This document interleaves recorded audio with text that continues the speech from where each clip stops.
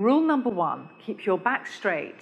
Relaxing breathing techniques can be performed in a standing, sitting, or horizontal position. You may choose any position comfortable for you as long as your back is straight. Rule number 2, it's prohibited to practice on an empty stomach or right after you ate.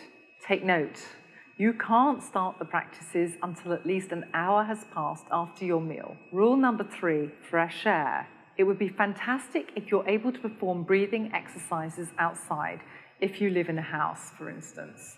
If that's not possible, at least open a window and position yourself next to it. Rule number 4, relaxation.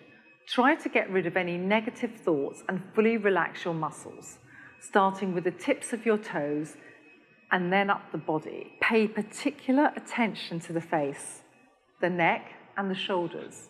That's the muscles that are the tensest.